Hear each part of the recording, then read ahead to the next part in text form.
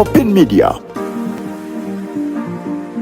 Amanya nze Natasha Mariam nga ndi mwogezi w'akakiiko ka State House Anti-Corruption Unit. Waliwo abakungu basatu abakwatiddwa ku byekuusa mu kutunda emirimu ku district oba okujja mu bantu ssente nga babasuubiza emirimu ku district y'e Kayunga.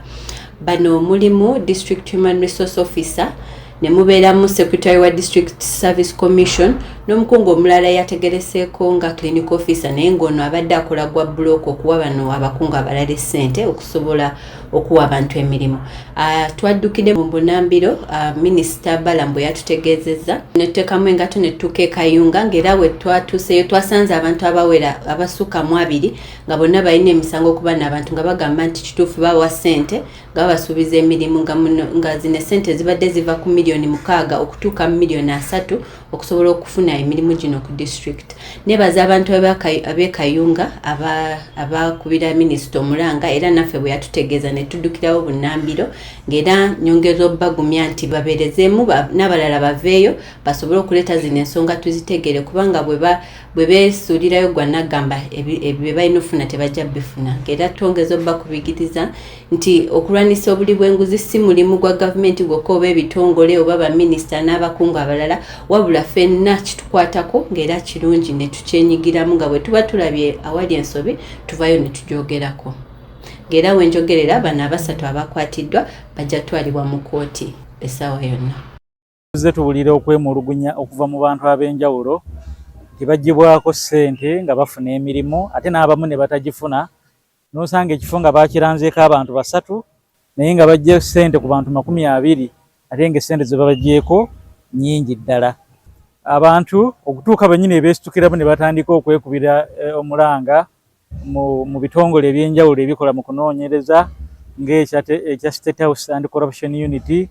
Abantu bagenze ku Rugazi ku regional offices eza poliisi, abantu bagenze mu IGG ne beekubira omulanga paka lwetandise okufuna amawulire nti waliwo abatandise okunoonyerezebwako n'abamu nga bakwatiddwa.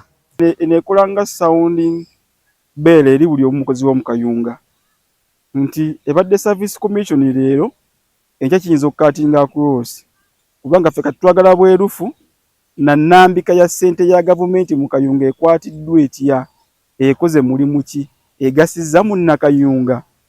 Si kyokka kyokka ekyo kubanga bukya ku makya nga Kayunga lo sekiti emu evunze nga teweerezza bulungi nti munnakayunga tegenda kufuna services zimala ate nga gavumenti efudde nnyo teekamu ssente nnyingi okulaba nga services zituuka ku bantu. Twagala kukubiriza bakozi ba gavumenti nti ensi eno yali ebaddewo nga toliiwo era esobola okubaawo nga toliiwo. N'ofiisi gy'olimu busobola okeera nga togiriimu naye enjuba tegaana kuva gy'eva egwe gy'egwa. Bwe muba mu ofiisi eyo mujjukire nnyo nti waliwo obulamu ng'ofulumya ofiisi eyo. Muleme kunyigiriza nnyo bantu, mukole kye muteekeddwa okukola. Tofuna mulimu leero oyagala okufuna ebintu omuntu byakoledde emyaka 40. So ensonga yabaddewo mu Kayunga yabadde esaanye okubaawo olw'ensonga Kayunga yeetaga audit mu buli kimu, si Service Commission yokka. Wabula Service Commission yabadde evunze nnyo ng'ereetedde Kayunga n'ekifaananyi okuvunda n'okugwa n'okuggwaawo olw'ensonga gye badde eweerezaamu emirimu. Tableturing public service nga yakatandika Service Commission y'e Kayunga nga balina abantu 4 nga tebatuukire na kuweereza nga kolako omuntu omu naye ne bagenda mu maaso ne recruitment process eyo neggwa nga kwaba abanira kuliko abantu abali incompetent ku kakiiko ako era nga batulaga nti bagenda mu maaso n'okukola ng'otemulugunya ng'abakulembeze tebatuwuliriza. Era buli mukozi wa gavumenti kyonna gy'ali mu Kayunga aleme kwebaka wanneebaka tujja mumuzuukusa ng'ali mu kakiiko akabanoonyerezebwako.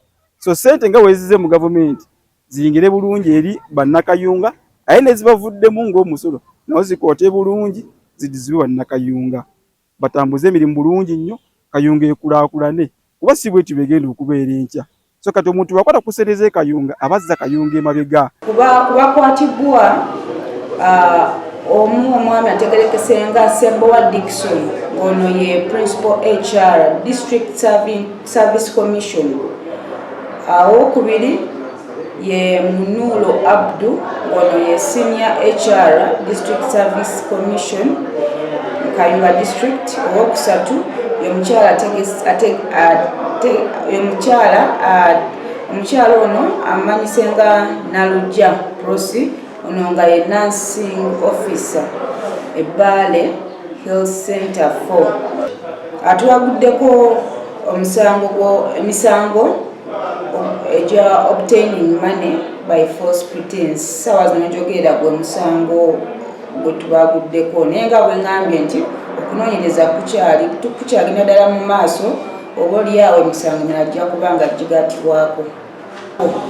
Nga poliisi tukubiriza ebitongole bya gavumenti okulekeraawo okwenyigira mu bubi bw'enguzi, kubanga si kirungi era nga kino kyo kimenya mateeka. N'abantu bonna abali mu kwenyigira mu kulya enguzi, nga poliisi tutudde tugenda kulaba nga tubanoonyerezaako